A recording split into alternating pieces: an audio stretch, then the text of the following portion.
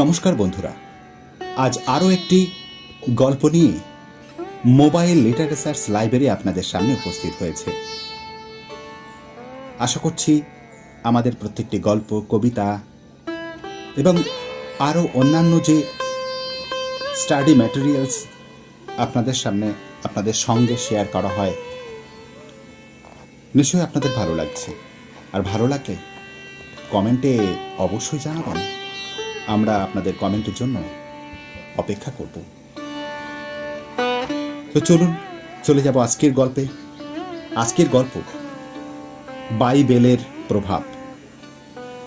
গল্পকার কৌশিক ভট্টাচার্য। ছেলে একটা বাইবেল কিনে দিয়েছে আমাকে। প্রত্যেক পাতায় প্রভু যিশুর জীবনের কাহিনী ও বাণীর উল্লেখ আছে।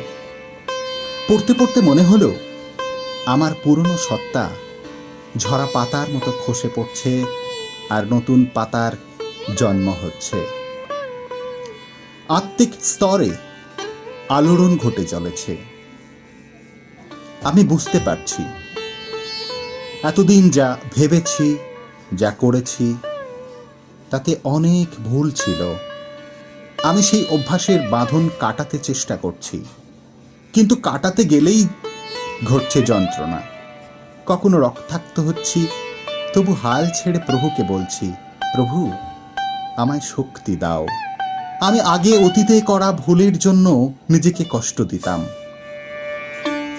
আর যারা আমাকে কষ্ট দিয়েছে তাদের মনে মনে অভিশাপ দিতাম। আজ প্রভুর বাণী শুনে বলছি, আমি বর্তমানে বাঁচতে চাই। যে বা যারা আমাকে কষ্ট দিয়েছে তাদের ক্ষমা করে দিলাম, কারণ তাদের মনের ভাব অনুযায়ী তারা সেই কুকাজ করেছে। আর আমি আজ নিজেকেও ক্ষমা করে দিলাম, যেহেতু সেই সময়ের জ্ঞান অনুযায়ী আমি ওই সব ভুল করেছিলাম। আমি আয়নার সামনে দাঁড়িয়ে নিজের চোখে চোখ রেখে বলি, আমি নিজেকে ভীষণ ভালোবাসি। আর আমার মতোই সবাই যখন একই আত্মার অংশ, তাই আমি সবাইকেই ভালোবাসি, সবার কল্যাণ কামনা করি। আর নিজের শরীর, মন ও প্রাণকে প্রভুর কাজের যোগ্য করে তুলতে আমি সর্বদা চেষ্টা করব। হে প্রভু, আমাকে প্রেরণা দাও। জগতে তোমার রাজত্ব আরম্ভ হোক।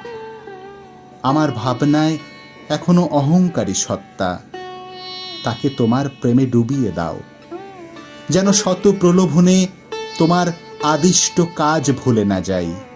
যেন তোমার দেওয়া প্রতিটি মুহূর্ত হয়ে ওঠে তোমার মহিমার প্রকাশ।